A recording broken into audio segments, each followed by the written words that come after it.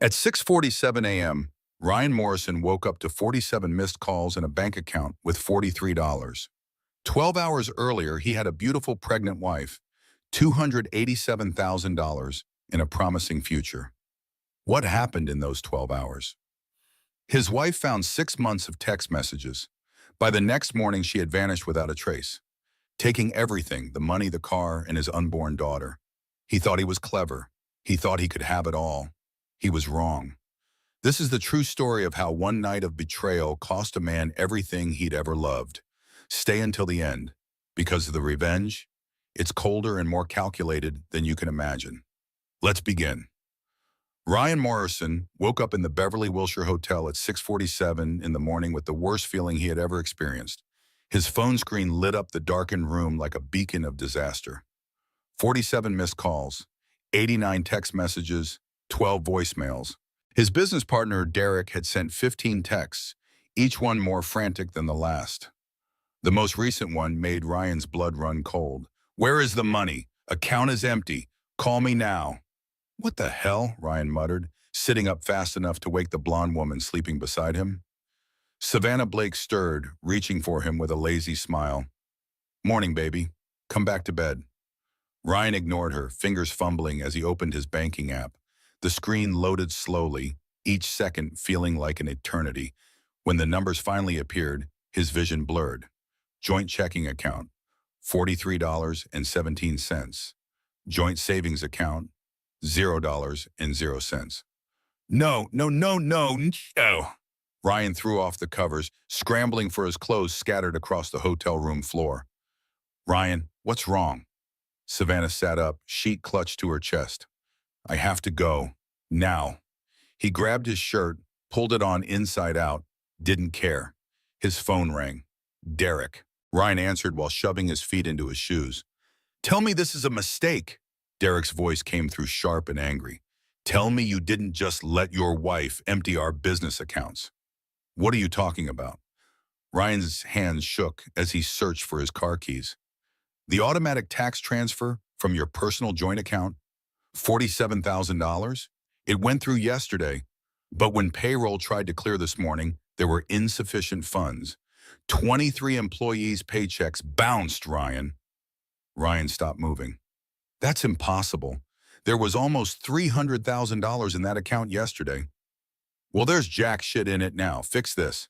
Today." Derek hung up. Savannah was out of bed now, pulling on her dress from the night before. "Ryan, what's happening?" "I don't know." But even as he said it, a cold dread settled in his stomach. "I have to get home." "Will I see you later?" Ryan didn't answer. He was already out the door. The drive from downtown Los Angeles to Calabasas took 42 minutes in early morning traffic. 42 minutes for Ryan's mind to race through possibilities, each one worse than the last. A banking error, identity theft, a system glitch, but deep down in a place he didn't want to acknowledge, he knew the truth. He pulled into his driveway at 7:34. Jessica's Range Rover was gone. Not at the grocery store gone. Not running errands gone. The parking space was empty in a way that felt permanent. Ryan's hands fumbled with his keys at the front door. Inside, the house was silent. Not the peaceful quiet of a Saturday morning. The hollow silence of abandonment. "Jessica?" His voice echoed in the foyer. "Jess?"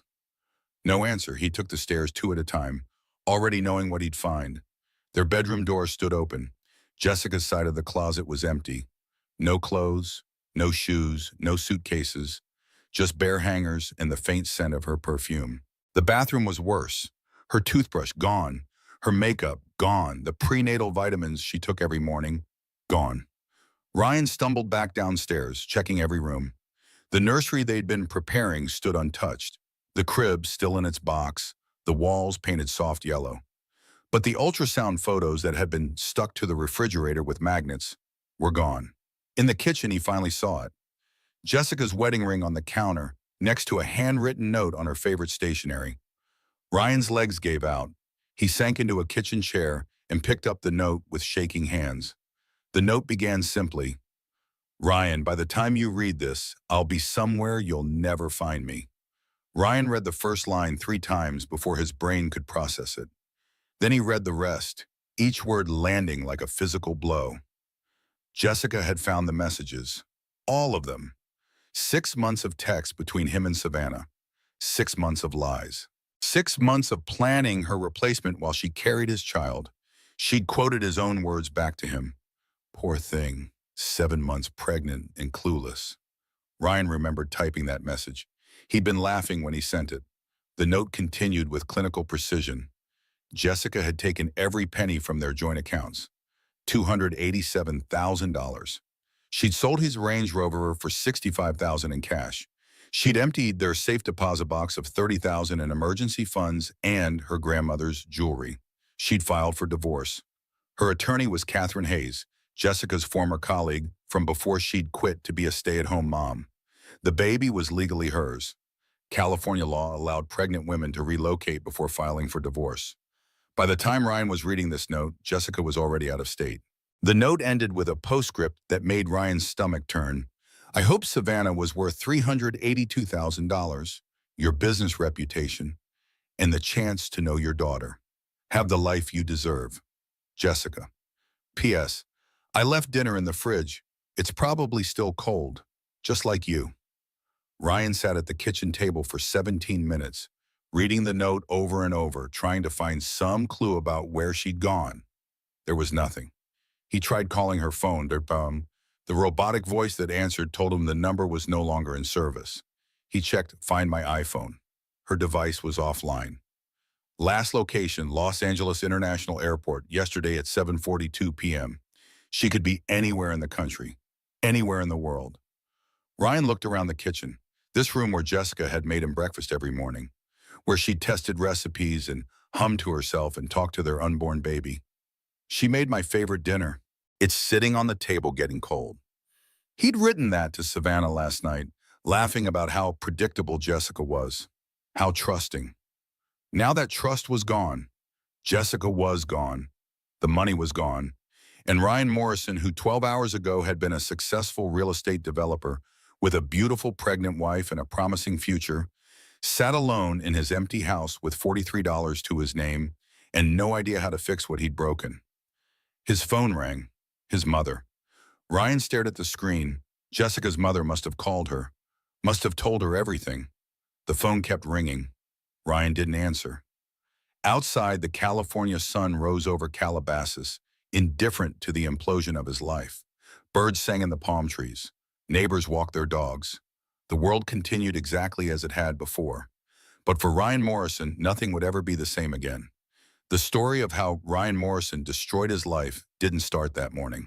It started 18 hours earlier, at 7:30 p.m. on a Friday night, in the kitchen of his Calabasas home.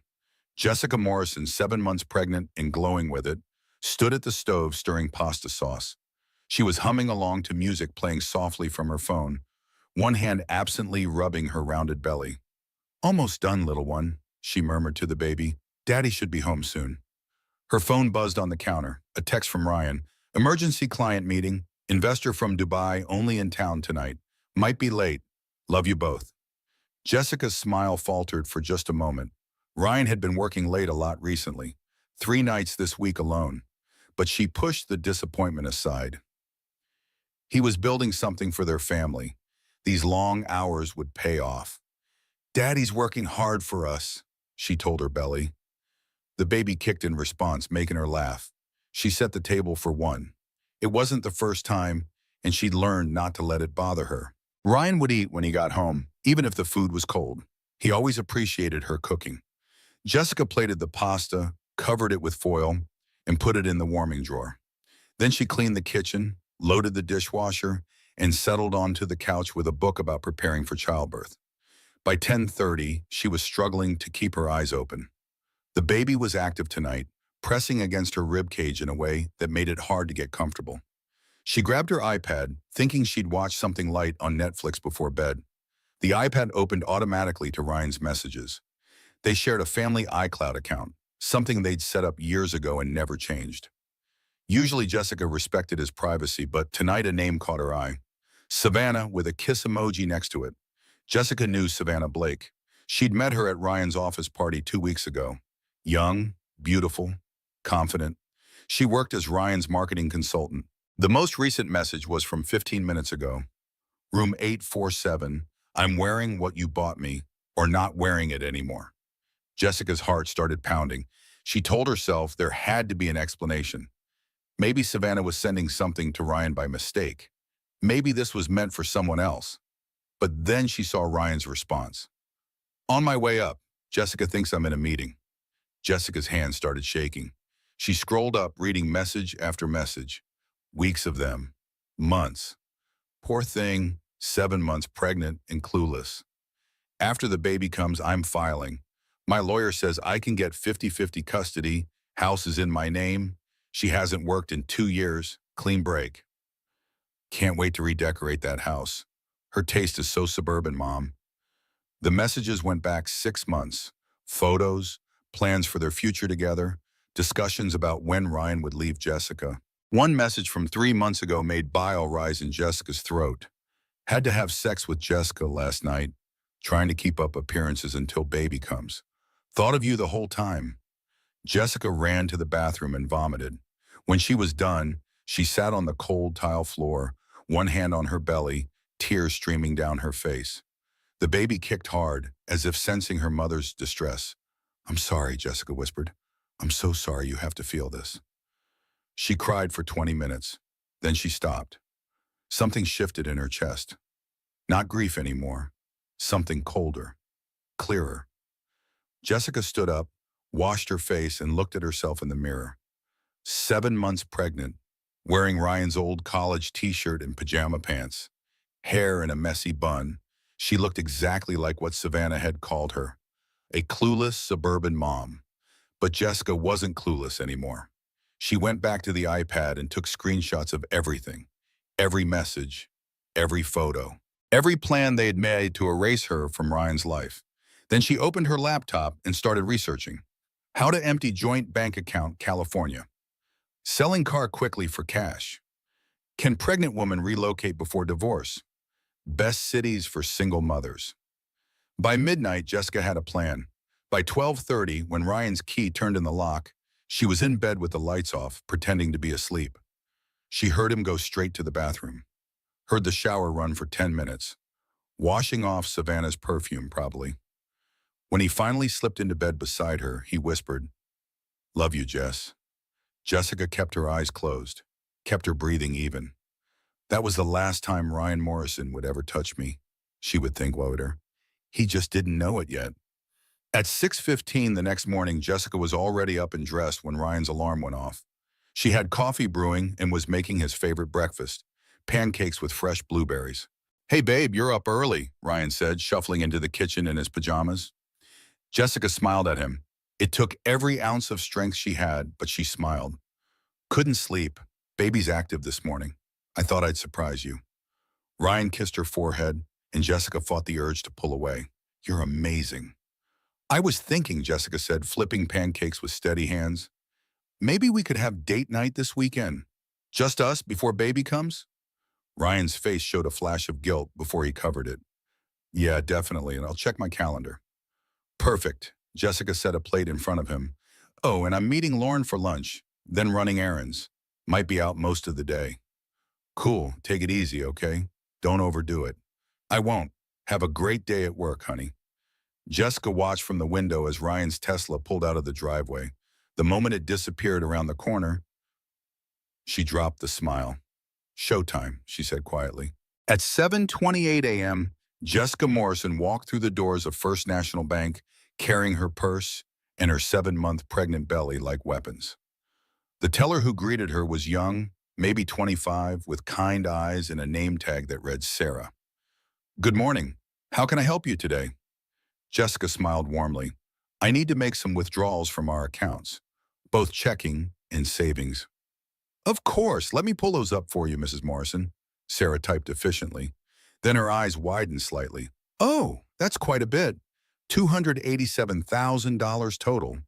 Yes, I need it in cashier's checks, please. 3 separate checks. Jessica handed over a slip of paper with the amounts already calculated. 150, 87, and $50,000 in cash. Sarah hesitated. Mrs. Morrison, this is a very large withdrawal. Are you sure you don't want to discuss this with your husband first? Jessica kept her voice pleasant but firm. It's a joint account. I don't need his permission, and I need the checks made out to Jessica Bennett. That's my maiden name. Of course, let me get my manager to approve this transaction. 20 minutes later, Jessica walked out of the bank with 3 cashier's checks and $50,000 in cash carefully secured in her purse. Her hands weren't shaking anymore. They were steady. Next stop, CarMax. The salesman at the used car dealership looked surprised when Jessica pulled up in the Range Rover. Nice vehicle, ma'am. What can I do for you? I want to sell it. Today, right now. Ma'am, this is a $75,000 vehicle. Don't you want to think about this? Get some quotes? Jessica looked him directly in the eye. I'll take $65,000, and I need this done in the next hour. Something in her tone must have convinced him. Let me see what I can do. The title was in Jessica's name only, a wedding gift from her parents. That made everything easier. By 9:30, Jessica had sold the Range Rover and added $65,000 in cash to her purse. She took an Uber to the safe deposit box facility. 10 a.m., right on schedule. Inside the vault, Jessica opened their box methodically. Her grandmother's jewelry went into her bag. The $30,000 in emergency cash went into her bag. Her passport went into her bag. She left Ryan's grandfather's watch collection. She wasn't a thief. At 10:45, Jessica walked into the law office of Catherine Hayes. Catherine was Jessica's former colleague from before pregnancy had forced her to quit her marketing job. They'd been friendly but not close. That was about to change. Jessica! Catherine stood up from behind her desk, shocked. Oh my God, you're pregnant! When did this happen? I haven't seen you in 2 years. Catherine, I need your help. Jessica sat down heavily. And I need you to not ask questions until I'm done talking. For the next 30 minutes, Jessica explained everything. She showed Catherine the screenshots of Ryan's messages. She explained what she'd done that morning with the bank accounts and the car. Catherine listened without interrupting. When Jessica finished, she sat back in her chair. That son of a bitch, Catherine said quietly. Okay, here's what we need to do legally. We file for divorce, citing irreconcilable differences. We request full custody based on your established bond with the unborn child. We calculate child support based on his income. And we protect your location under domestic privacy statutes. I don't want to fight him in court, Jessica said. I want to disappear. Jessica, you can't just... Yes, I can. Under California law, I can relocate anywhere in the United States before filing for divorce. The baby isn't born yet, so there's no custody arrangement to violate. By the time he gets served papers, I'll be gone. Catherine studied her for a long moment. Then she smiled slowly. You've done your research. I had a long night. Where are you going? Seattle. I have a college roommate there who's offered me a place to stay until I find my own apartment. When are you leaving? Tonight, 7:45 p.m. flight. And Catherine, don't serve him the papers for 72 hours. I want to be completely unreachable.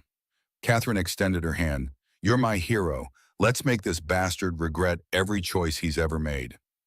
By noon, Jessica had purchased a burner phone, a new laptop, and a prepaid credit card loaded with $10,000, all with cash at various electronics stores downtown.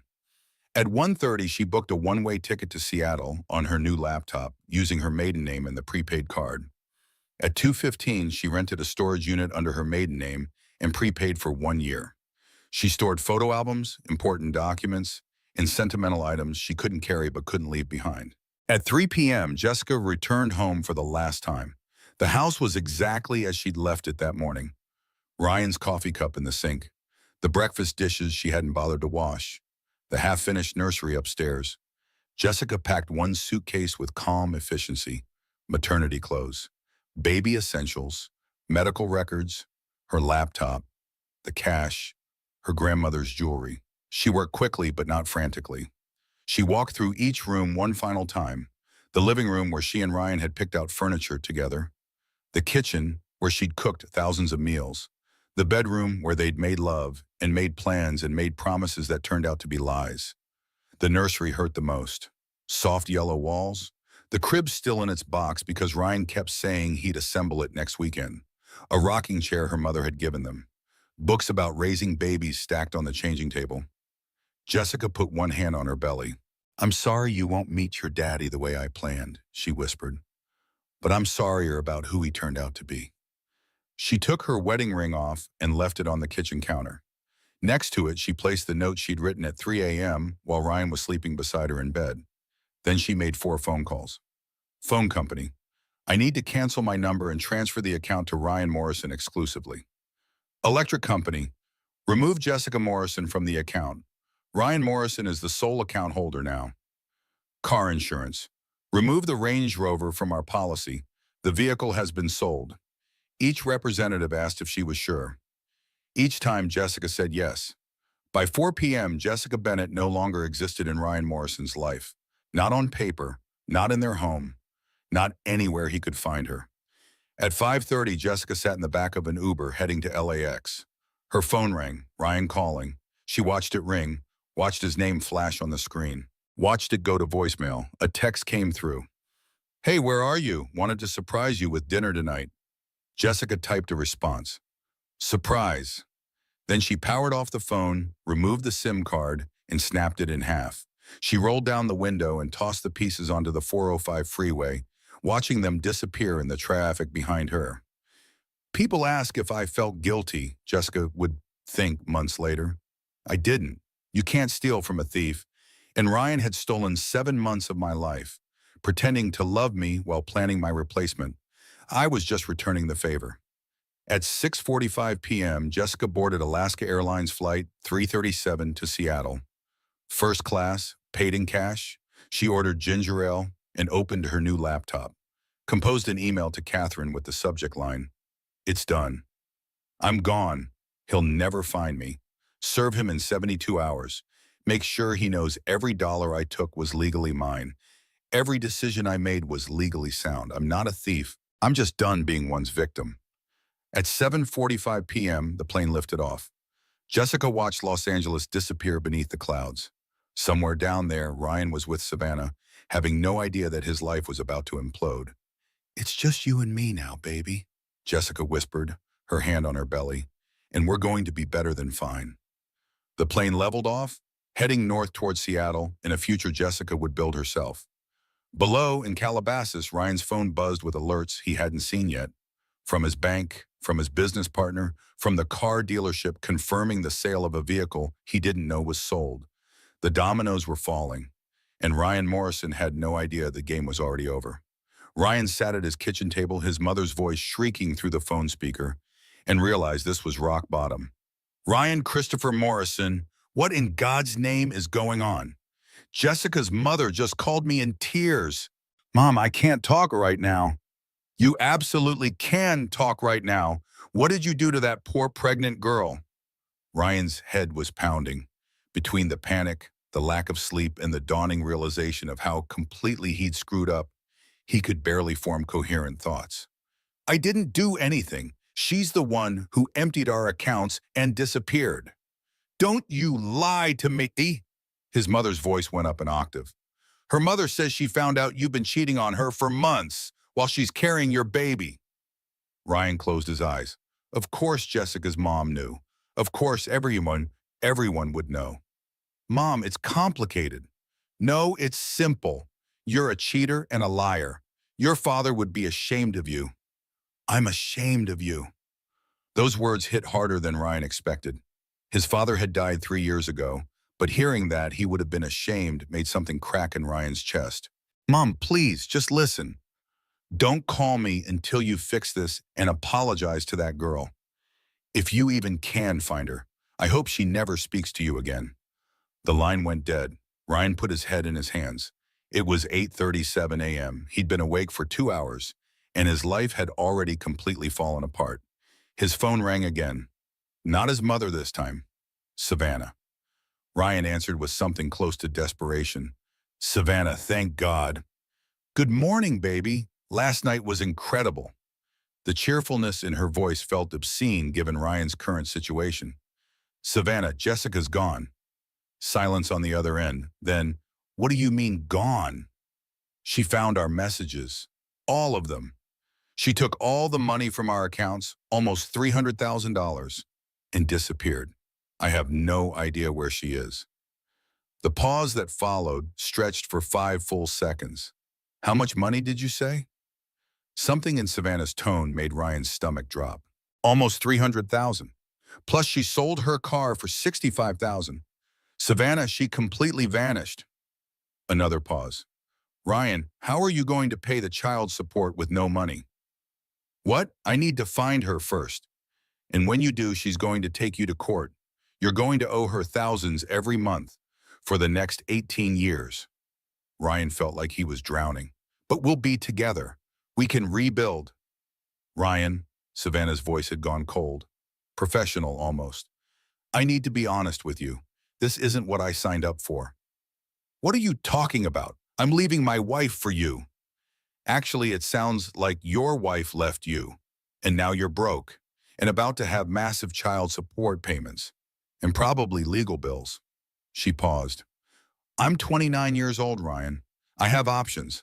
I'm not looking to date a broke guy with baby mama drama. The words landed like physical blows. So that's it? Everything we talked about, everything we planned. We planned for you to leave a marriage and start fresh with money and security. This? Savannah laughed, but it wasn't a kind sound. This is a disaster.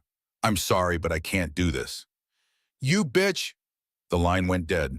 Ryan threw his phone across the kitchen. It hit the wall and the screen shattered into a spiderweb pattern. He sat there for a full minute, breathing hard, trying to process what had just happened. Jessica was gone. The money was gone. Savannah was gone. His phone, the broken one on the floor, started buzzing. He crawled over to it, squinting at the cracked screen. The car dealership. Mr. Morrison, just confirming your wife completed the sale of her 2023 Range Rover yesterday. Title transferred successfully. Have a great day. Ryan stared at the text message. She'd really done it. Sold the car he'd bought her for their anniversary. The car worth $75,000. Another text came through, Chase Bank. Mr. Morrison, this is Amanda from Chase. I'm calling because there were unusual changes to your account yesterday. Your wife removed herself from all 3 joint credit lines and transferred all outstanding balances to your name exclusively. Current balance, $43,847.62. Ryan dropped the phone. He was $43,000 in debt on credit cards he didn't know Jessica had maxed out before leaving. Debt that was now entirely his responsibility. The house phone rang. Ryan stumbled to answer it, hoping irrationally that it might be Jessica. It wasn't. Mr. Morrison, this is Jack Crawford from Pacific Investigations. I saw your post on the private investigator job board. You're looking for a missing pregnant woman? Ryan felt a surge of hope. Yes, my wife left yesterday. She's 7 months pregnant. I need to find her. I can do that. I've found hundreds of missing people. Pregnant woman can't hide easily. She'll need prenatal care, hospital records. I'll have her location in a week. Thank you so much. How much? $5,000 retainer.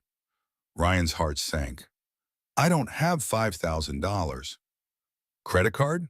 Ryan looked at the text from Chase Bank. $43,000 in debt. What was another $5,000? Yes, I'll put it on credit.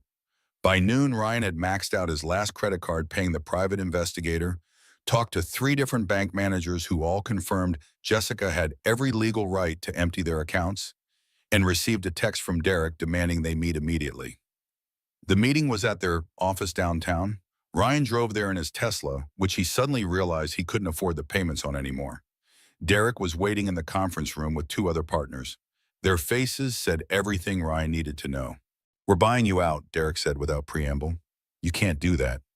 Partnership Agreement, Section 14, Paragraph C. Any partner whose personal conduct brings disrepute to the firm may be subject to forced buyout. We had our lawyer review it this morning. It's airtight.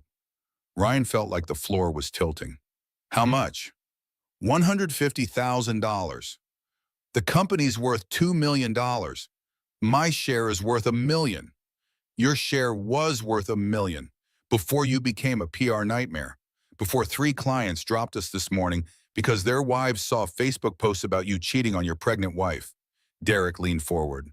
Take the 150 or fight us in court, which will cost you more than 150 in legal fees. Your choice. Ryan had no choice. He knew it. They knew it. Fine. Good. We'll have the paperwork ready tomorrow. Clean out your office by end of business today. Ryan drove home in a daze. $150,000 sounded like a lot until he started calculating his debts.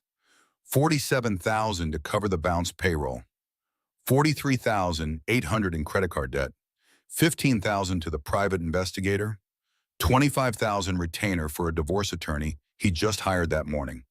$8,500 for first and last month's rent on a new apartment because he couldn't afford this house anymore.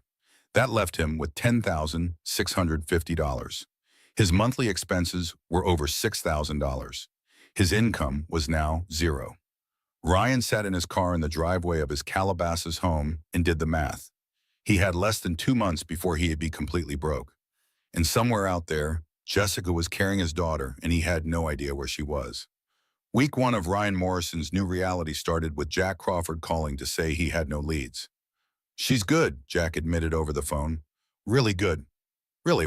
No credit card usage, no cell phone, no social media activity since the day she left. Bank accounts untouched. She's living entirely on cash. What about her family? Ryan was pacing his now mostly empty living room. He'd already moved most of his things to a 1-bedroom apartment in Van Nuys.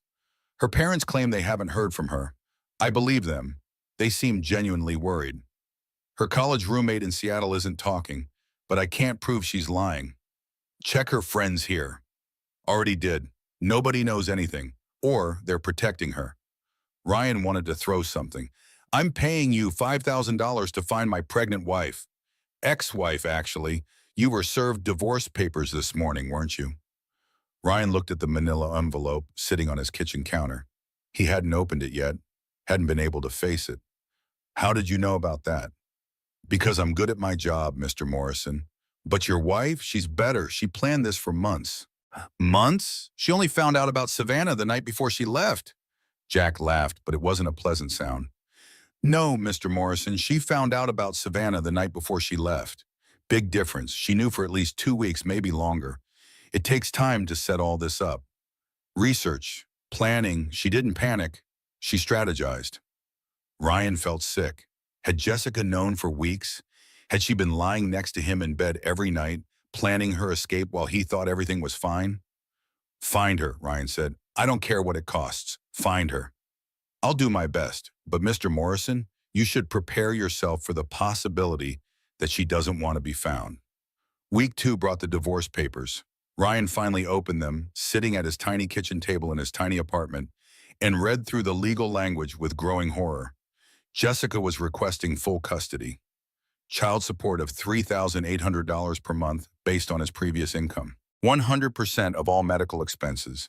And her current location was listed as redacted, protected under domestic privacy statutes. How can she get full custody of a baby that isn't even born yet? Ryan asked his newly hired divorce attorney, Patricia Walsh. Patricia was 58 years old with silver hair and a reputation for being ruthless in divorce cases. She was also expensive, $25,000 retainer, $350 per hour. Because she's the custodial parent, Patricia explained patiently. The child is literally inside her body.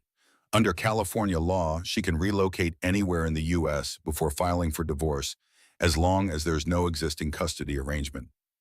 This is kidnapping. No, Mr. Morrison, this is a pregnant woman exercising her legal rights. And frankly, she did everything correctly. She withdrew money from joint accounts she had equal access to. She sold a car titled in her name. She relocated before filing. There's nothing illegal here. So what can I do? Pay your child support, request visitation rights after the baby is born. Hope she's reasonable. Patricia paused. Mr. Morrison, I have to ask, is there any chance of reconciliation? Ryan thought about Jessica's note, about the cold precision of her departure, about the way she'd taken only what was hers and left everything else. No, he said quietly, no chance at all.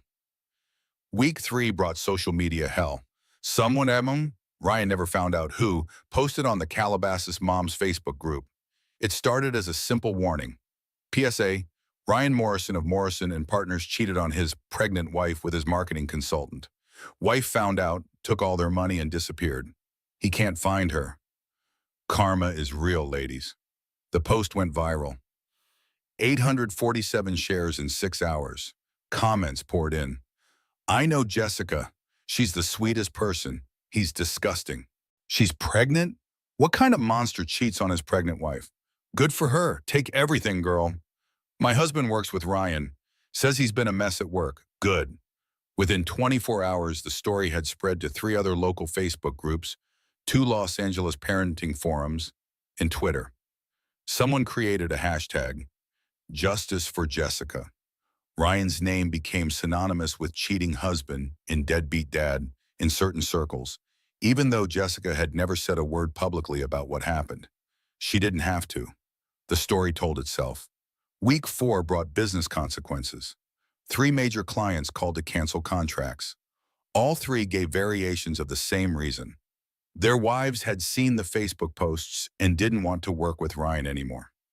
It's not about you personally, one client said, though his tone suggested otherwise. My wife is very involved in our business decisions, and the optics of this situation are uncomfortable for her. In translation, Ryan Morrison had become a PR liability. Week 5 was when Ryan saw Savannah's Instagram post. She'd posted a photo with a new boyfriend. Wealthy-looking guy, Rolex clearly visible, yacht in the background. The caption read, "When God closes a door, he opens a window to something better," followed by prayer hands and heart emojis. The comments before she deleted the post and went private were brutal. Isn't this the homewrecker from the Ryan Morrison thing? Girl, you have no shame. From one rich guy to another, I see you. Does this one have a pregnant wife too? Ryan stared at the photo for a long time. Savannah looked happy, carefree, like their 6-month affair and his destroyed marriage meant nothing to her. Maybe it had meant nothing. Maybe to Savannah, Ryan had just been a stepping stone to the next wealthy man. The realization hurt more than he wanted to admit. Week 6 was when Jack Crawford finally called with something. I found a hospital record, Jack said. Jessica established prenatal care at Swedish Medical Center in Seattle 3 weeks ago. Ryan's heart leaped. Seattle, I knew it. Can you get me an address? No, the address on file is for a women's shelter. It's a privacy protection measure, but she's definitely in Seattle. A women's shelter? Ryan felt a pang of guilt. Had he driven Jessica to a shelter? Was she homeless? It's probably just a mailing address, Jack said. A lot of women in her situation use shelters as address drops to prevent their ex-partners from finding them. I'm not dangerous. I just want to see my daughter. Mr. Morrison, from the court's perspective, you're a man who betrayed his pregnant wife, lied to her for 6 months, and had the financial means to control her. That makes you a potential threat, whether you think you are or not. Ryan wanted to argue, but the words died in his throat. Was he a threat? He'd never hit Jessica, never yelled at her, barely even argued with her. But he'd lied to her every single day for half a year.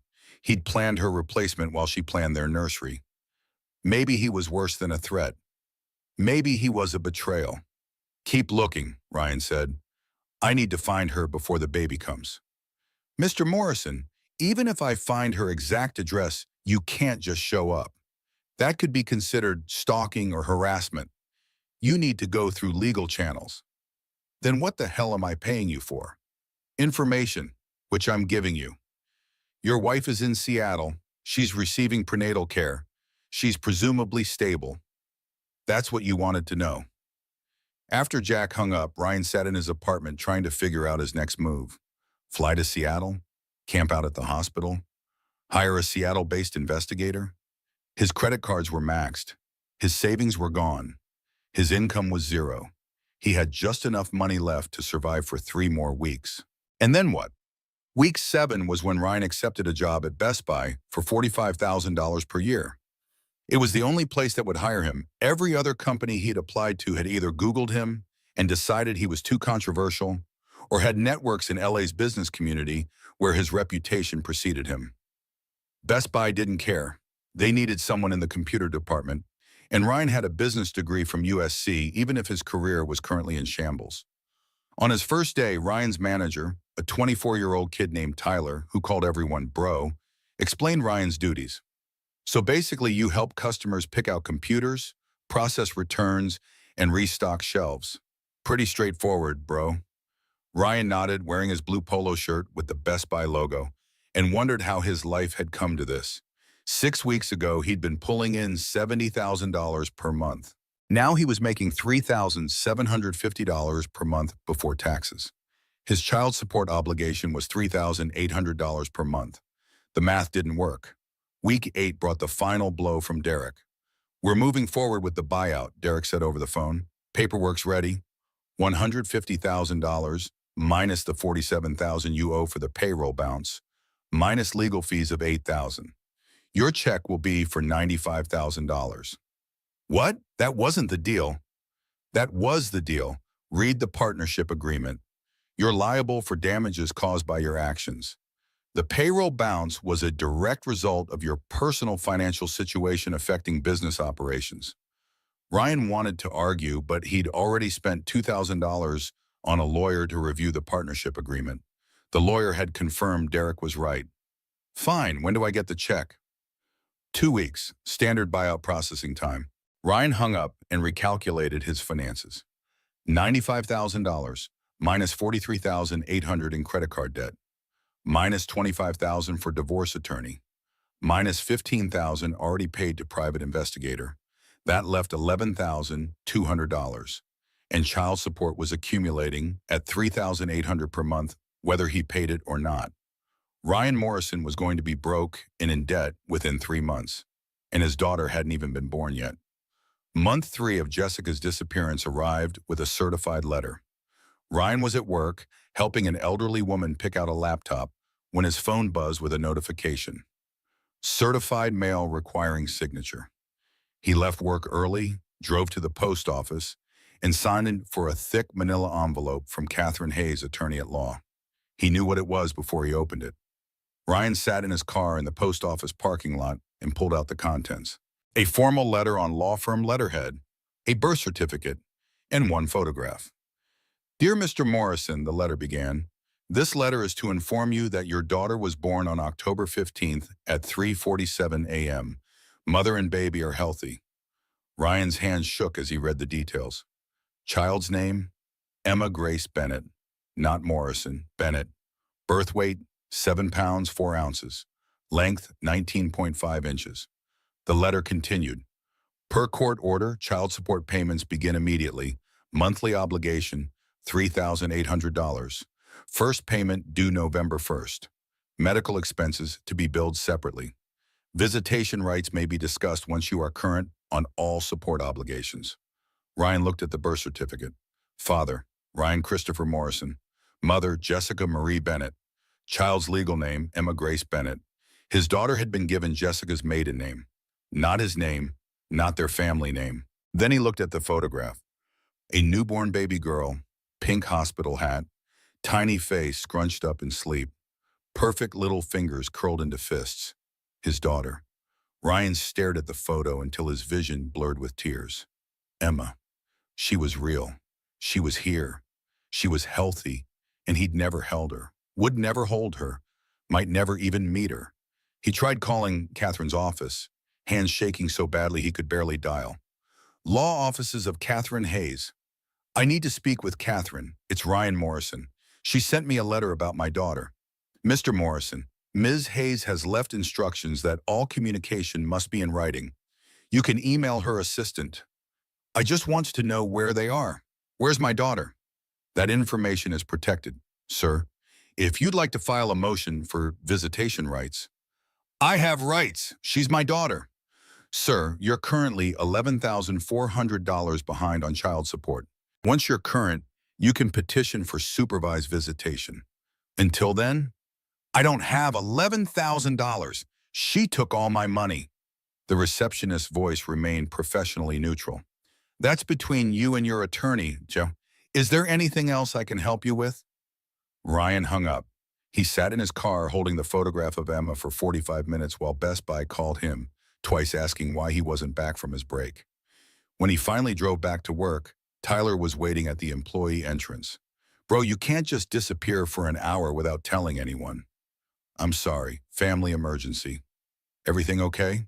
Ryan looked at the photograph of his daughter still clutched in his hand. No, nothing's okay. That night, Ryan calculated the math again. He was making $45,000 per year. After taxes, about $36,000, $3,000 per month. His expenses were $2,800 per month for rent, car, food, and utilities. That left him $200 per month. His child support obligation was $3,800 per month. He was falling $3,600 further behind every single month. At this rate, he'd owe Jessica $130,000 in child support by the time Emma turned 3. He'd never catch up, never be current, never have visitation rights. Ryan looked at the photograph of Emma propped against his laptop. I'm sorry, he whispered to the image of his daughter. I'm so sorry. Month 4 brought collection agencies. Ryan's phone rang constantly with automated messages about his credit card debt. He stopped answering, stopped checking his mail. The bills piled up unopened on his tiny kitchen counter. At work, Tyler pulled him aside. Bro, I need to talk to you about your performance. Ryan's stomach sank. What about it? You've been late 3 times this month. Your customer satisfaction scores are down. Multiple customers have complained that you seem distracted. Tyler looked uncomfortable. I like you, man, but corporate's asking questions. I'll do better. You need to, because I can't protect you if they decide to let you go. Ryan nodded and went back to the computer department, where he helped a teenager pick out a gaming laptop and tried not to think about how his life had become this. Month 5 brought the court hearing. Catherine Hayes had filed a motion in Seattle establishing jurisdiction and formalizing custody arrangements. Ryan had to fly to Seattle using borrowed money from his brother. The hearing lasted 27 minutes. Mr. Morrison, the judge said, looking over her reading glasses at him, you're here to petition for visitation rights? Yes, Your Honor. I want to see my daughter. Sus. Bennett, do you object? Catherine stood, immaculate in a navy suit. We don't object to supervised visitation, Your Honor. However, Mr. Morrison is currently $19,000 behind on child support obligations. We request he be made current before any visitation is granted. Your Honor, I can't pay $19,000. Ryan stood up, ignoring his lawyer's hand on his arm, trying to pull him back down. My ex-wife took all our money. Mr. Morrison, sit down. The judge's voice was sharp. I've reviewed the case file. Your ex-wife withdrew funds from joint accounts she had equal legal access to. That's not theft. But she left me with nothing. Sir, you had equal access to those accounts. You could have protected those assets yourself. You chose not to. The judge looked at her notes. You earned $850,000 last year. You have an Ivy League degree and extensive work experience. Your current income of $45,000 per year suggests a lack of effort, not inability. I've been trying. No one will hire me because of what happened. That's not the court's concern, Mr. Morrison. Here's my ruling. You will have supervised visitation rights, 2 hours per week, once you are current on child support. Until then, no contact. Court adjourned. The gavel came down. Ryan stood there stunned while the courtroom emptied around him. His lawyer, Patricia Walsh, packed up her briefcase. I told you this would happen. So what do I do? Pay your child support. That's what you do. With what money? Patricia looked at him with something like pity. That's not my area of expertise, Mr. Morrison. I'm a divorce attorney, not a financial planner. But if you want to see your daughter, you'll figure it out. Outside the courthouse, Ryan saw Jessica for the first time in 5 months. She was walking to her car, carrying Emma in a car seat. Ryan's breath caught. Jessica! She stopped, turned. Their eyes met across the parking lot. Jessica looked different. Her hair was shorter, styled professionally. She was wearing business casual clothes that fit her post-pregnancy body. She looked healthy, strong, confident. She looked free. Please, Ryan called across the distance between them. Can I just see her? Just for a minute? Jessica looked at Emma, then back at Ryan. She didn't move closer. When you're current on support, we can talk about visitation. Jessica, I'm broke. You took everything. No, Ryan, I took what was legally mine. You lost everything else on your own. I made a mistake. One mistake. Jessica's expression didn't change. 6 months isn't one mistake. It's a choice. You chose Savannah every single day for 6 months. You chose her. Now live with that choice. Please, she's my daughter. She's my daughter. You're just the biological father. There's a difference. Jessica secured Emma's car seat and got in her car. Through the windshield, Ryan could see his daughter. 5 months old, dark hair like his. Eyes he couldn't see from this distance. Jessica backed out of the parking space and drove away. Ryan stood in the courthouse parking lot watching his daughter disappear, knowing he'd just seen her for the first and possibly last time. His phone buzzed, a collection agency calling about his credit card debt. Ryan turned off his phone and sat down on the curb. He was 38 years old. He had a daughter he'd never held. He owed $19,000 in child support and $43,000 in credit card debt. He made $3,000 per month and spent $2,800 just staying alive. The math would never work. Month 8 was when Ryan moved from his one-bedroom apartment to a studio. The rent was cheaper, $1,800 per month instead of $2,800, but the space was depressing. One room serving as bedroom, living room, and kitchen. A bathroom barely big enough to turn around in. A window that looked out onto a brick wall. But it saved him $1,000 per month. And that $1,000 went toward the child support debt that now totaled $30,400. At this rate, Ryan calculated, he'd be current on child support when Emma was 11 years old. He'd miss her entire childhood. Every night, Ryan came home from Best Buy, microwaved a frozen dinner, and scrolled through Jessica's Instagram. She'd unblocked him. Probably didn't care if he saw anymore. Or maybe she wanted him to see. The posts were devastating in their normalcy. Emma's first smile, Emma trying solid foods, Emma sitting up on her own. Almost, Emma laughing at peekaboo. Jessica had started a small consulting business, marketing services for local Seattle companies. Her bio said she made 6 figures. She'd bought a townhouse, modern, bright, filled with photos of Emma. In every picture, Jessica looked happy, genuinely, radiantly happy. The captions were worse. 8 months ago, I thought my world was ending. Today, I know it was just beginning. To every woman who's found the strength to walk away from what hurts, I see you. Keep going. Single mom life isn't easy, but it's real. And real beats fake every time. The comments were thousands deep. Women sharing their own stories, thanking Jessica for inspiring them, calling her a hero. Ryan's name was never mentioned. He'd become irrelevant to Jessica's narrative. Not the villain, not even a character, just absent. And somehow that hurt worse than being hated. One night in month 9, Ryan's brother called. Hey man, how you holding up? Ryan was lying on his mattress on the floor of his studio apartment, staring at the ceiling. I'm fine. Don't lie to me. When's the last time you ate a real meal? Ryan couldn't remember. Yesterday? I'm sending you money, don't argue. I can't take your money, but you can and you will. $500. Buy groceries. Pay a bill, I don't care. But you're my brother, and I'm not watching you starve. After they hung up, Ryan cried for the first time since this whole thing started.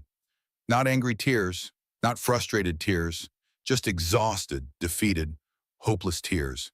He'd lost everything. His wife, his daughter, his business, his reputation, his money, his dignity. And for what? 6 months with Savannah Blake, who dumped him the second the money dried up. 6 months of excitement that cost him the rest of his life. Month 10 brought a development Ryan hadn't expected. His phone rang with a Seattle number he didn't recognize. Hello? Mr. Morrison, this is Janet Kim from Seattle Family Services. I'm calling regarding Emma Bennett. Ryan sat up so fast he got dizzy. Is she okay? Is something wrong? Emma is fine. I'm calling because Mr. Bennett has agreed to allow supervised visitation if you're able to travel to Seattle and cover the costs of supervision. Ryan's heart pounded. Yes, absolutely. When? The cost is $150 per 2-hour session. Sessions must be scheduled at least 1 week in advance. You're still required to make child support payments, But Ms. Bennett has agreed this can happen concurrently while you work on catching up. I'll be there. When can I see her? Janet gave him the details. Every other Saturday, 2 hours. A supervised visitation center in Seattle. Ryan would have to fly to Seattle every other week. Round-trip tickets averaged $300, plus the $150 for supervision. $450 per visit, $900 per month. He made $3,000 per month. His expenses were $2,600, including the cheaper rent. That left $400 per month. If he gave up everything, eating out, new clothes, any form of entertainment, he could afford to see Emma twice per month. Ryan didn't hesitate. I'll be there this Saturday. The supervised visitation center was in a converted office building in downtown Seattle. Bright walls with children's artwork, toys scattered on the floor, a two-way mirror where supervisors could watch. Ryan sat in a small room, his hands shaking, waiting. The door opened. Jessica walked in carrying Emma. Emma was 10 months old now. Chubby cheeks, bright eyes, dark curls like Ryan's. She looked at Ryan with curiosity, not recognition. Of course not. She'd never met him before. "Hi, Emma," Ryan said, his voice breaking. "Hi, sweetheart. I'm your daddy." Emma buried her face in Jessica's shoulder. "She's shy with strangers," Jessica said neutrally. She sat down in a chair across from Ryan, Emma in her lap. "Can I hold her?" "Let her warm up to you first." For the first 30 minutes, Ryan sat across from his daughter, trying to coax her to smile. He made faces, did peekaboo, offered her toys. Emma watched him warily, clinging to Jessica. "She doesn't know me," Ryan said, the realization crushing. "She doesn't know who I am." "No," Jessica agreed. "She doesn't." "This is what you wanted, isn't it? To erase me?" Jessica's expression hardened. "I didn't erase you, Ryan. You erased yourself. I gave you 9 months to figure out what mattered to you. You chose Savannah. These are consequences." "I chose wrong. I know that now." "You know it now because it cost you something. You didn't know it when it would have mattered." They sat in silence while Emma played with Aitun, occasionally glancing at Ryan like he was an interesting stranger. With 45 minutes left in the session, Emma finally toddled over to Ryan. Not to him specifically, there was a toy truck behind his chair she wanted. But she was close enough that Ryan could smell her baby shampoo, see her tiny fingers, hear her babbling to herself. "Hi, baby girl," Ryan whispered. Emma looked up at him, truck in hand. For one moment, their eyes met. Then she toddled back to Jessica. When the 2 hours ended, Ryan had gotten to hand Emma one toy and hear her laugh once when he dropped something. It was the best 2 hours of his life and the most painful. Jessica packed up Emma's things. "Same time in 2 weeks?" "I'll be here." Jessica paused at the door. "Ryan, I'm not doing this to hurt you. I'm doing this because Emma deserves consistency and stability. If you keep showing up, eventually she'll know you. But you have to keep showing up." "I will, I promise." Jessica nodded once and left with Emma. Ryan sat in the visitation room for 10 more minutes after they were gone, crying quietly where the supervisor couldn't see through the two-way mirror. 1 year later, the first anniversary of Jessica's disappearance arrived on a cold October morning. Ryan Morrison, now 39 years old, woke up in his studio apartment and got ready for work at Best Buy. His routine was mechanical now. Shower, coffee, blue polo shirt, name tag. He'd seen Emma 12 times in the past year, 24 hours total with his daughter. She'd started calling him Ryan instead of Daddy. She didn't understand who he was. Jessica never said much during the supervised visits, just facilitated Emma's time with Ryan and left. Professional, distant, done with him entirely. Ryan's child support debt had reached $57,600. He paid what he could, usually $300 per month, but it was never enough. His credit was destroyed. His career was non-existent. His future was bleak. But he kept showing up to see Emma every other Saturday, no matter how broke he was. No matter how much it hurt to see his daughter treat him like a stranger, he showed up. At work, Tyler pulled Ryan aside during a slow Tuesday afternoon. "Bro, corporate wants to make you full-time." Ryan blinked. "Really?" "Yeah, man, you've been reliable, customers like you, and you know the inventory better than anyone. Full-time means benefits, health insurance, dental, retirement matching." It wasn't much, but it was something, and Thanks, Tyler. Don't thank me. You earned it. Tyler paused. Can I ask you something personal? Ryan tensed. Okay. That photo you keep on your phone of the baby, is that your daughter? Ryan pulled out his phone and showed Tyler the most recent photo Jessica had texted him. Emma at her first birthday party, cake smeared on her face, grinning at the camera. Yeah, Emma. She turned 1 last month. She's cute, bro. Do you get to see her much? Twice a month, supervised visits in Seattle. Tyler didn't ask why they were supervised. Didn't pry about what had happened. Just said, that's rough, man, but at least you're trying. A lot of dads wouldn't. After Tyler walked away, Ryan looked at Emma's photo for a long time. She'd taken her first steps last week. Jessica had sent him a video. Emma had walked right past Ryan during their last visit without looking at him, heading for the toys. But she'd walked. His daughter had walked, and Ryan had been there to see it. Month 14 brought an unexpected email from Catherine Hayes. Mr. Morrison, Ms. Bennett has agreed to unsupervised visitation pending completion of a co-parenting class and payment of $10,000 toward child support arrears. Please advise if you wish to proceed. Ryan read the email 3 times. Unsupervised visitation, no more center, no more supervisor watching through the mirror. Just him and Emma. But he needed $10,000. He had $2,600 in savings. Had been putting away every spare penny for 8 months. He needed $7,400 more dollars. Ryan looked around his studio apartment. He owned almost nothing of value. His furniture was from IKEA. His clothes were from Target. His car was his car. The Tesla he'd been paying $1,400 per month on for 3 years. Paid off now, worth maybe $40,000. If he sold the Tesla, he could pay the $10,000 and have money left over. He'd have to take the bus to work. It would take longer, but he'd be able to see Emma without supervision.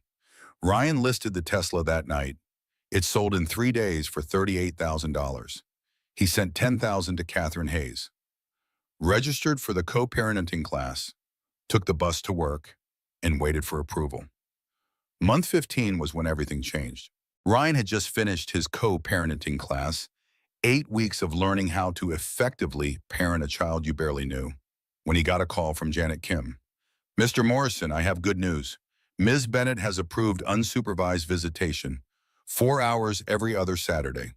You can pick Emma up from Ms. Bennett's home and return her at the agreed-upon time. Ryan's hands shook. I can take her places? Like to the park? Yes, as long as you return her on time and follow the guidelines Ms. Bennett has provided. The first unsupervised visit was terrifying. Ryan took the bus to Jessica's townhouse in Seattle, carrying a bag of toys he'd bought for Emma. Jessica answered the door, holding Emma, now 17 months old. Emma saw Ryan and smiled, actually smiled, at him. She's been asking about Ryan all morning, Jessica said, and it was the kindest thing she'd said to him in over a year. Really? She likes the park. There's one 3 blocks from here. She needs to nap around 1 p.m. Her snacks are in this bag. Her EpiPen is here. She's allergic to peanuts. Don't give her anything with peanuts. Jessica rattled off instructions while Ryan tried to absorb everything. Emma had allergies. Emma liked the park. Emma napped at 1 p.m., his daughter, who he barely knew. I'll take good care of her, Ryan promised. Jessica looked at him for a long moment. I know you will. She handed Emma over. Emma went willingly, babbling about park and swing.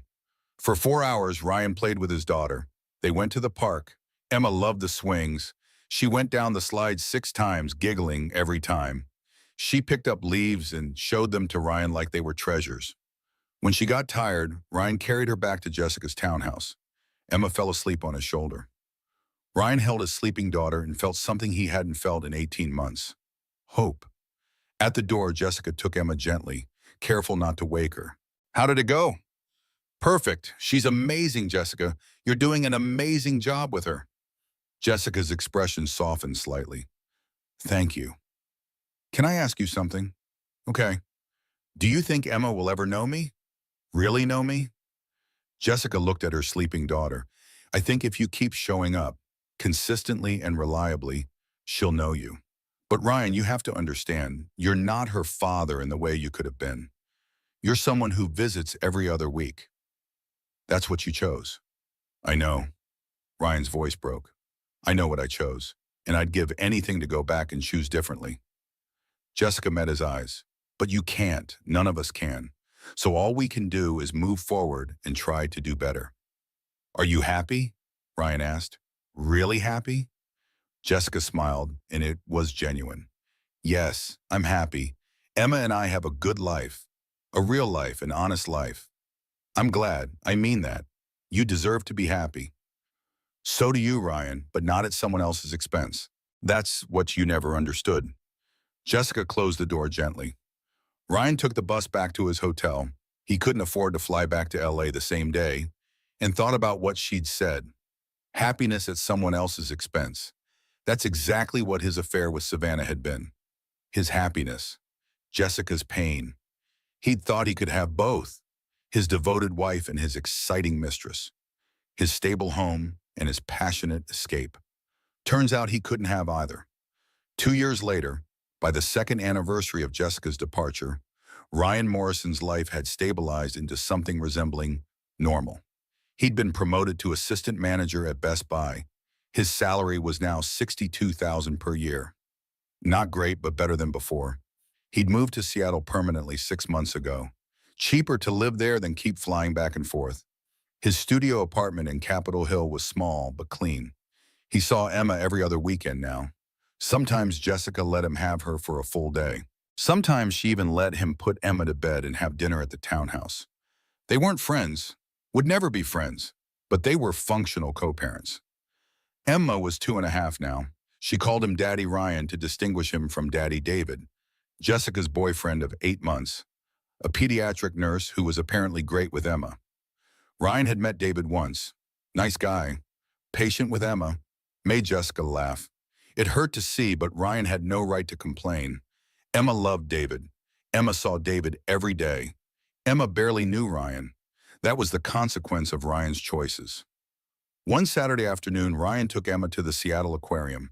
Emma was obsessed with fish. She pressed her face to every tank, squealing with delight. Look, look, Daddy Ryan, big fish. That's a shark, sweetheart. Shark! Emma's eyes were huge. They spent 3 hours at the aquarium. Emma held Ryan's hand the whole time. When she got tired, she let him carry her. At the gift shop, Emma picked out a stuffed octopus. Can I have it, please?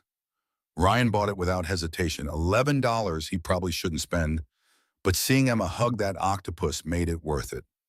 On the walk back to Jessica's townhouse, Emma chattered about the fish, the shark, the octopus.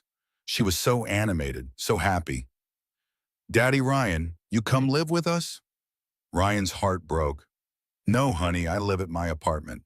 Why, May, how do you explain divorce and betrayal and consequences to a 2-year-old? Because Mommy and I aren't married anymore, sweetheart. Why not? Because sometimes grown-ups make mistakes, and some mistakes you can't fix. Emma thought about this seriously. You fix it. Say sorry.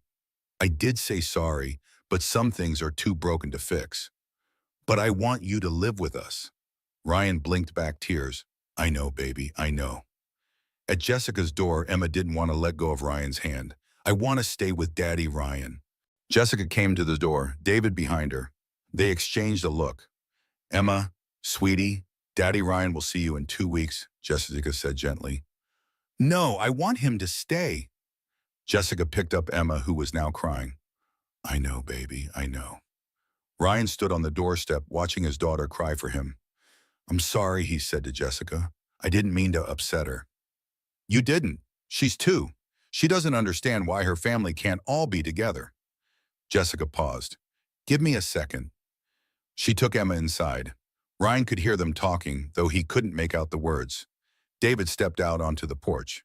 Hey man, Emma had a great time today. Thanks, she's an amazing kid. She is. David was quiet for a moment. Look, I know this is weird, me being here, but I want you to know I'm not trying to replace you. You already have replaced me. You see her every day. You put her to bed. You read her stories. That should have been me. Yeah, David agreed. It should have been, but it's not.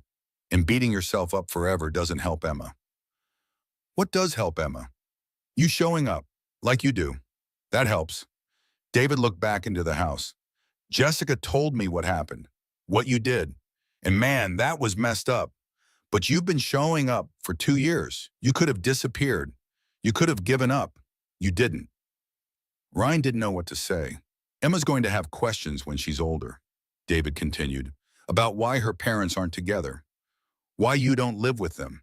And yeah, she's going to learn that you made a huge mistake. But she's also going to see that you didn't abandon her, that you kept trying, that you loved her enough to do the hard thing. Jessica came back outside without Emma. She's calmed down. David's going to put her to bed. David nodded and went inside. Jessica and Ryan stood on her porch in the Seattle evening, two people who used to share everything and now shared only a daughter and a history. She's getting attached, Jessica said, to you.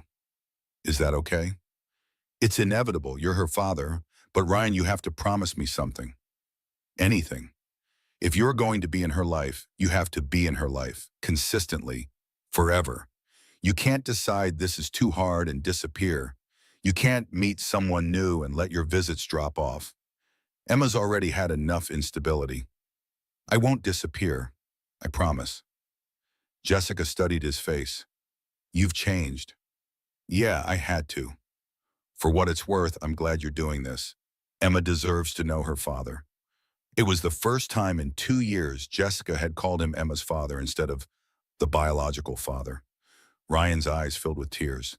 Thank you for giving me this chance. You didn't have to. I didn't do it for you. I did it for Emma. She asked about you. She wanted to know why other kids have daddies who live with them and she doesn't. I couldn't tell her you didn't care, because you do care. You're just someone who made terrible choices. Jessica, don't. I've heard it. I believe you're sorry. But being sorry doesn't erase what happened. It doesn't give me back the time I spent terrified and alone, pregnant in a new city. It doesn't give Emma back the first year of her life when you weren't there. I know. But you're here now and you keep showing up.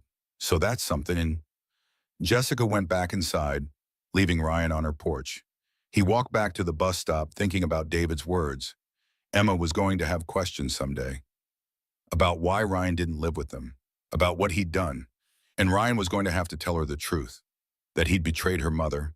That he'd chosen temporary excitement over permanent commitment. That he'd lost everything because he didn't value what he had until it was gone. That he was sorry. That he was trying to do better. And that every visit with her was a gift he'd never take for granted again. 3 years after Jessica Morrison emptied their bank accounts and disappeared, Ryan Morrison sat in a Seattle coffee shop waiting for his daughter. Jessica had started letting Emma come to some visits on her own, with David dropping her off and Ryan bringing her home. Baby steps towards something like normalcy.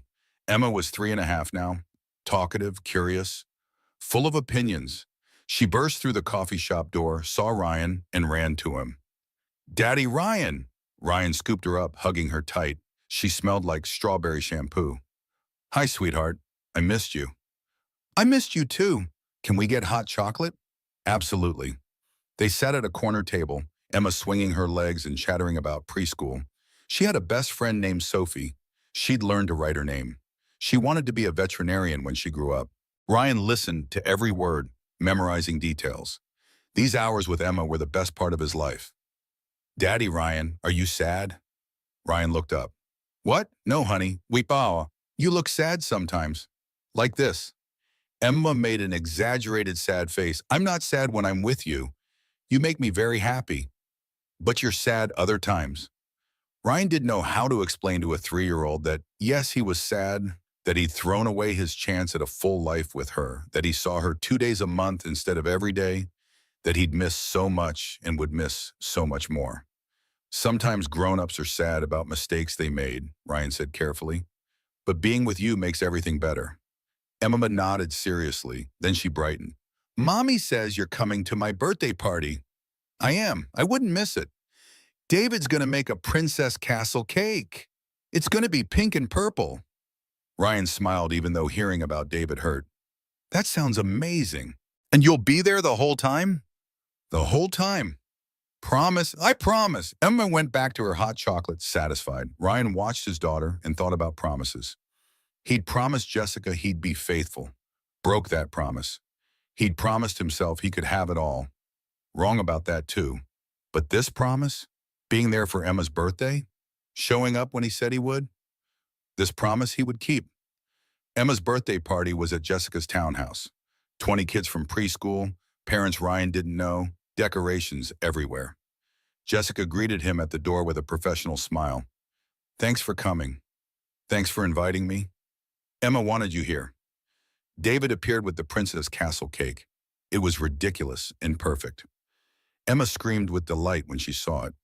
For 3 hours, Ryan watched his daughter's party from the sidelines. He took photos, helped serve cake, cleaned up spilled juice.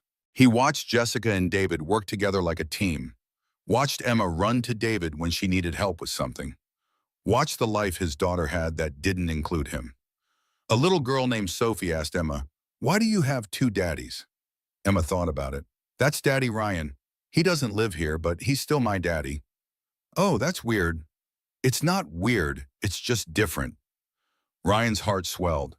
Emma had already accepted the reality of their situation in a way he was still struggling with. At the end of the party, after all the other kids had left, Emma asked Ryan to put her to bed. Jessica hesitated.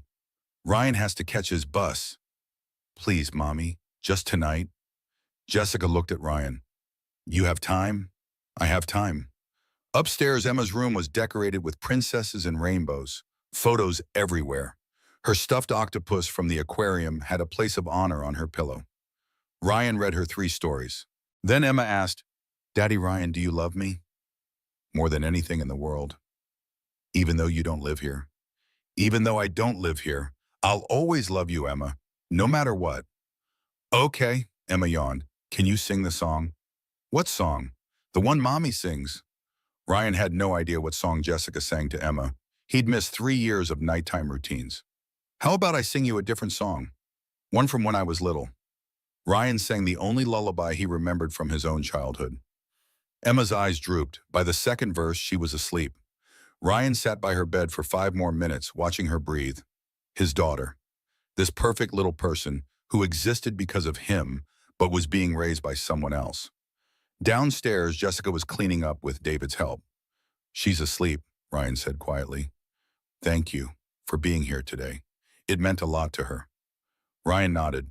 He needed to say something he'd been thinking about for months. "Jessica, I want you to know something. You were right about everything." Jessica stopped wiping down the counter. "Ryan, no, let me finish. You were right that I didn't value what I had.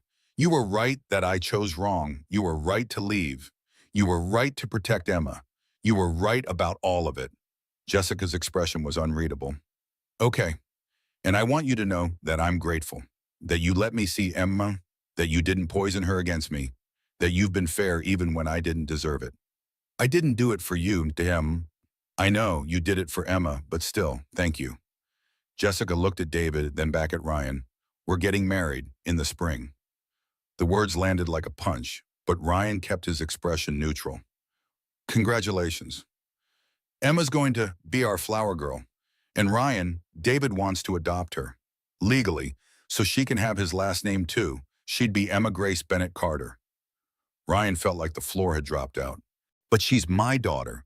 She'd still be your daughter, legally. But David is her father in every way that matters. He's there every day. He takes care of her when she's sick. He reads her bedtime stories. He's going to raise her." "I can't," Ryan's voice broke. "I can't lose her." "You're not losing her. You'll still have your visitation. But Ryan, you have to accept reality. Emma has a family, and you're not part of it in the way you could have been." Ryan looked at David, who'd been quiet this whole time. "You'll be good to her?" "I'll love her like she's mine," David promised, "because she is mine, just like she's yours. Kids can have more than one father, man. I'm not trying to erase you. I'm just trying to be there for her." See, Ryan knew he had no right to object. He'd given up his rights when he'd chosen Savannah over Jessica, when he'd planned to leave his family before Emma was even born. "Okay," Ryan said. "Okay, if that's what Emma needs." Jessica's eyes glistened. "It is. Thank you for understanding." Ryan left their house because it was their house now, not his, and caught the bus back to his studio apartment. He sat in the dark for a long time, thinking about the life he had lost and the life Emma had gained. She was happy, healthy, loved by two parents who were there every single day. She had stability, security, a family, everything Ryan had thrown away. The next morning, Ryan woke up to a text from Jessica. Just a photo, Emma asleep in her princess bed, clutching her stuffed octopus. Caption: she told me last night that her birthday was perfect because you were there. Thank you for showing up. Ryan stared at that text for a longer time. Oh, thank you for showing up. The absolute bare minimum of parenting. And yet it was all he could offer now. He thought about where he'd be if he'd made different choices 3 years ago. He'd wake up in that house with Jessica and Emma. He'd make breakfast while Emma chattered. He'd kiss his wife goodbye and head to work at his own company. He'd come home to a family that was whole. But that wasn't his life. His life was a studio apartment in Seattle, a job managing the computer department at Best Buy, 2 weekends per month with his daughter who had 2 last names and 2 fathers. This was the life he'd earned. Ryan got up, made coffee, and got ready for work. At Best Buy, Tyler greeted him with the usual, "Hey bro, how was the birthday party?" "Good, really good. Emma had a great time." "That's awesome, Amanda. Oh, before I forget, corporate wants to talk to you about the store manager position. Current manager's retiring. They think you'd be a good fit." Store manager, better salary, better hours, actual career progression. 3 years ago, Ryan had run $1 million company. Now he was excited about managing a Best Buy. "I'd be interested," Ryan said. "Cool, I'll set up the interview." That night, Ryan video called with Emma before her bedtime. Jessica had started allowing that. Emma showed him a drawing she'd made of their family. Jessica, David, Emma. And off to the side, a smaller figure labeled Daddy Ryan. "That's me?" Ryan asked, his throat tight. "Yeah, you're part of my family too." "I love it, sweetheart. Can you save it for me?" "Okay." After they hung up, Ryan looked at a screenshot of that drawing for a long time. Part of her family, not the center, not the main character, but included. It wasn't the life Ryan had wanted, but it was the life he deserved. And maybe after everything, that was enough. 5 years after the night that changed everything, Ryan Morrison stood in line at a Seattle grocery store. Ahead of him was a couple arguing quietly. The man was defensive, the woman was hurt. "I told you, she's just a coworker." "Then why are you texting her at 11 p.m.? "Because we're working on a project." "Do you think I'm stupid?" Ryan recognized the dynamic, the lies, the gaslighting, the slow betrayal masked as innocence. He'd been that man once. The couple paid and left, still arguing. At the register, the cashier shook her head. "Some people never learn." "No," Ryan agreed, "they don't." He paid for his groceries, food for a week, carefully budgeted, and walked back to his apartment. On the way, he passed the Best Buy where he worked. He'd gotten the store manager position last year. His salary was now $92,000 per year. He'd finally paid off his child support debt 6 months ago. He saw Emma every other weekend, sometimes more. She was 7 now, smart, funny, happy. She called David Dad and Ryan Daddy Ryan. She loved them both. At home, Ryan made dinner and ate alone. Then he video called Emma. "Hi, Daddy Ryan." "Hi, sweet girl. How was school?" Emma launched into a story about her science project. Ryan listened, smiling. When they hung up, Ryan sat in his quiet apartment and thought about the woman he'd destroyed. Jessica had married David 3 years ago. They'd had a baby together, a son. Emma had a little brother. Jessica's consulting business was thriving. She'd been featured in Seattle Business Monthly last year. She'd built an entire life without Ryan in it, and she was happy. Ryan was alone, would probably always be alone. Dating was impossible when you had to explain why your 7-year-old daughter lived with her mother and stepfather full-time. Most women didn't want to hear about the affair that destroyed your marriage, about the wife who emptied your accounts and disappeared, about the 3 years you spent barely surviving. So Ryan didn't date, he worked, he saved money, he showed up for Emma, he paid his bills, he went to therapy, he volunteered at a men's accountability group for people who destroyed their families. He lived a small, quiet life. It wasn't the life he dreamed of at 38, but it was honest. Ryan picked up his phone and looked at his wallpaper, the most recent photo of Emma. She was grinning, gap-toothed, holding up a perfect score on her spelling test. "I'm proud of you, sweetheart," he told her when she showed him. "Thanks, Daddy Ryan. Mom says you were really good at spelling, too." The fact that Jessica had said something positive about him to Emma felt like a gift. Ryan set down his phone and thought about the note Jessica had left 3 years ago. "Have the life you deserve." She'd meant it as a condemnation, a curse. But maybe she'd also meant it as a challenge. What life did Ryan Morrison deserve? Not the one he'd had, built on lies and betrayal. Not the one he'd wanted, taking without giving, having it all at someone else's expense. But maybe this life. This small, honest, consistent life where he showed up for his daughter and did the hard work and tried to be better. Maybe this was exactly the life he deserved, and maybe that was okay.